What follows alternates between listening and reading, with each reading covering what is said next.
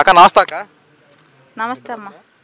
అక్క ఇప్పుడు చూసుకుంటే జగన్మోహన్ రెడ్డి ప్రభుత్వంలో 5 సంవత్సరాల పరిపాలన మీరు చూశారు, చంద్రబాబు నాయుడు సంవత్సరం పరిపాలన చూశారు. వీళ్ళిద్దరి మధ్యన తేడా ఏంటి, ప్రస్తుతం మార్పులు ఏం చూశారు? ఏంటి వస్తమే 7,000 ఫ్యాంక్షన్ ఇచ్చి 3 నెలలు కూడా కలిపి 7,000 ఫ్యాంక్షన్ ఇచ్చి ప్రతి నెల 4,000 రూపాయలు ఖచ్చితంగా వాళ్ళ చేతిలోకి వస్తున్నాయండి. ఎవ్వరు కూడా అయిన వాళ్ళు కూడా 5,000 ఇచ్చే రోజులు కాదు ఇవి. అయినా 4,000 రూపాయలు ఇస్తున్నారు చంద్రబాబు నాయుడు గారు. అసలు సంవత్సరం పరిపాలనలో పెన్షన్ అన్నదే అత్యంత మెజార్టీ కలిగిన పెన్షన్ మనమే ఇస్తున్నామండి. అన్ని రాష్ట్రాలతో పోల్చుకుంటే మన రాష్ట్రంలో 4,000 పెన్షన్ అసలు అది బాబు గారికే ఆ ఘనత. అంటే ఇప్పుడు చూసుకుంటే పెన్షన్కి ఒక్కడానికి ఇచ్చారు, మిగతా పథకాలను ఎగ్గొట్టారు అని చెప్పి మాట్లాడుతున్నారు. ఇలాంటి వారికి ఏ సంబంధం చెప్తారు? అన్న క్యాంటీన్ ఏం చేస్తారండి? రైతులకి ధాన్యం అమ్మంగానే అకౌంట్లో డబ్బులు పడుతున్నాయి, అదేం చేస్తారండి? బీసీ కార్పొరేషన్ లోన్లు అప్పుడే పడిపోయినాయి. బీసీ కార్పొరేషన్ లోన్లు పెట్టారు, ఎస్సీ కార్పొరేషన్ లోన్లు పెట్టారు, కార్పొరేషన్ లోన్లు పెట్టారు, అభివృద్ధి చేస్తున్నారు. ఈ రోజు నాడు స్కూళ్ళు తీసేటప్పటికి పిల్లలకి బుక్స్ బ్యాగ్స్ అన్నీ రెడీగా ఉన్నాయి, అమ్మఒడి కూడా రెడీగా ఉంది. ఇవన్నీ కూడాను మరి ప్రజలకే కదా చేసేది. బాబు గారు సంవత్సరంలో ఇన్ని చేశారంటే ఇంకా 4 సంవత్సరాల్లో ఇంకా మన రాష్ట్రం ఇంకా అమరావతి చూసుకుంటున్నారు, పోలవరం చూసుకుంటున్నారు.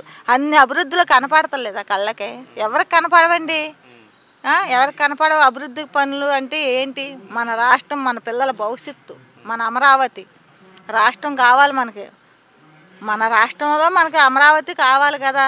మనకన్నది ఒక ఇది కావాలి కదా. మన తెలంగాణ వాళ్ళకి హైదరాబాద్ ఉంది, మనకేముంది? ఇప్పుడు అమరావతి చేసుకుంటేనే కదా మనకి మన పిల్లలకి భవిష్యత్తు.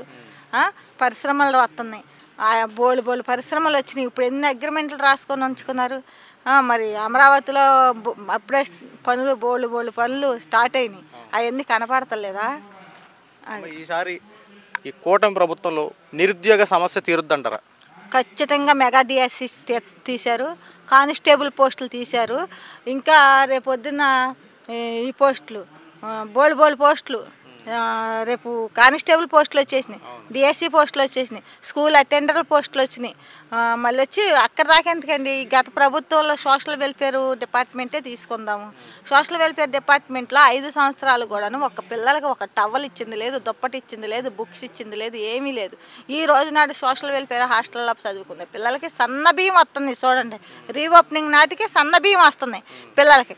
అలాగే ప్రతి ఒక్కళ్ళు కూడాను సోషల్ వెల్ఫేర్లో చదువుకునే పిల్లలందరికీ కూడాను వాళ్ళకి పనిముట్లు ఏంటే కానీ మళ్ళీ వాళ్ళకి స్కూల్ బ్యాగులు, దోమతెరలు, బిల్లింగ్లు రిపేర్లు చేసి పోయిన గత ప్రభుత్వంలో నాడు నేడు అన్నారు, ఏమీ చేయలేదు. ఈ ప్రభుత్వంలో అసలు ప్రతి ఒక్క ఎమ్మెల్యే గారు దగ్గరుండి హాస్టల్లో వాళ్ళ నియోజకవర్గంలో ఏ హాస్టల్ అయితే ఉందో ఆ హాస్టల్లో పర్యవేక్షణ చేసి అన్ని వాళ్ళకి సంబంధించిన వంట సామాగ్రిని కానివ్వండి, ఆ టాయిలెట్స్ కానివ్వండి అన్నీ కూడాను మంచిగా ఇచ్చారు, మంచిగా చూస్తున్నారు కూడా. ప్రతిసారి కూడాను వాళ్ళ కార్యకర్తలని వాళ్ళ లీడర్లని పంపించి హాస్టల్ విజిట్లు చేపిస్తున్నారు. అన్నీ కూడా లేదు అనుకుంటా అన్ని పనిముట్లు వచ్చినాయి. ఆంధ్ర రాష్ట్ర ప్రజలకి పథకాలు కావాలా లేదంటే అభివృద్ధి కావాలా? పథకాల కన్నా అభివృద్ధి కావాలండి. రోడ్లు కావాలి, పోలవరం ప్రాజెక్టులు కావాలి, మనకి పిల్లలకి ఉద్యోగాలు కావాలి, అది కావాలి. ఇప్పుడు మనకు 10,000 వస్తాయి, అవి దేనికి సరిపోతాయి? అదే 30,000 40,000 సంపాదించుకున్నాం అనుకో, మనమే 10 మందికి భోజనం పెట్టవచ్చు. అది కావాలి. కానీ ఆ పూటకు తెచ్చుకొని తినేసేది మనకి ఎందుకు?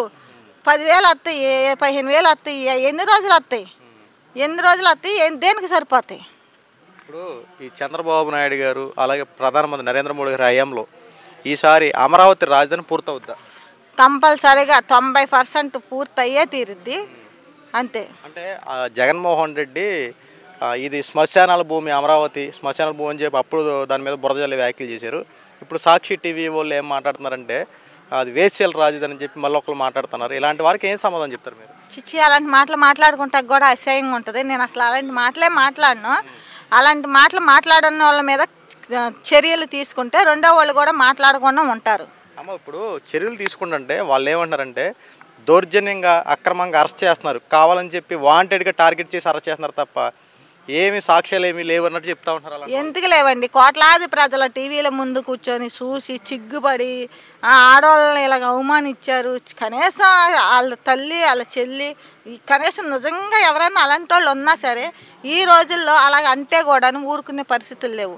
ఎవరినన్నా వెళ్ళి నువ్వు అలాగా అనంటే జుట్టు పట్టుకొని మనల్ని 4 లెంపకాయలు కొడతారు కూడా. ఇప్పుడు అదే పరిస్థితి అతనికి కూడా వచ్చింది.